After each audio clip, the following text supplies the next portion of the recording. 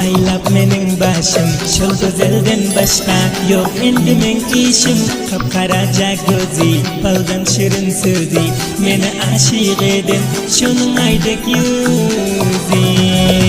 Özü köp nazdana, şonsuz men divana, kurban hayta barcak, men şuni gurmana.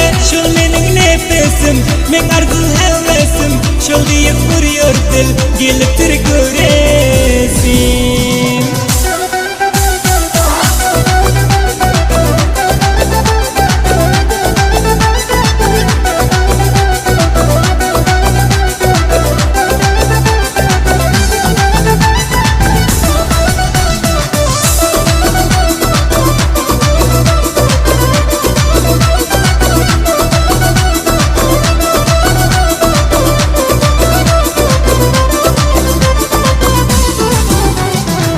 Şol gül bolsa yarım, kalmasın armanım, her cerdime dava, şol mening dermanım. Hemme gizden özel, kışlakta şol güzel, tarifine yetmez kança şiru gazel.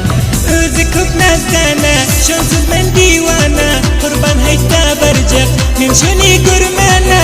Şol mening nefesim, men arzu hevesim, şol deyip vuruyor dil, gelip tir göresim. Özü köp nazdana, şonsuz men divana, kurban hayta barcak, men şuni gurmana.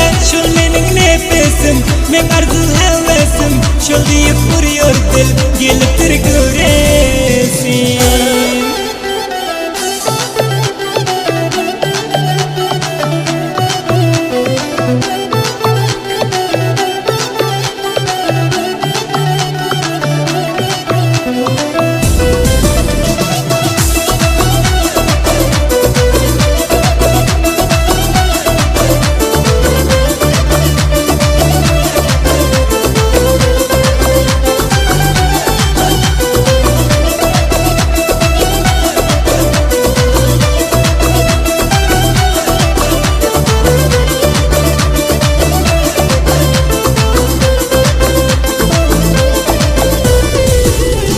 Söylerim men şoni yadliyon, her gün şol güzel kız meni söylermika.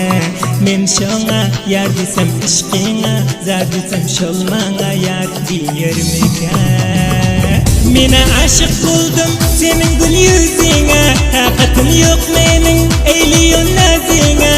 Rahmet kulak tut mening bu sözüme, yalvarayın miya çöküp men dizime. Mena aşık buldum senin gül yüzüne, taqatım yok mening eyliyon nazine. Rahmet kulak tut mening bu sözüme, yalvarayın miya çöküp men dizime.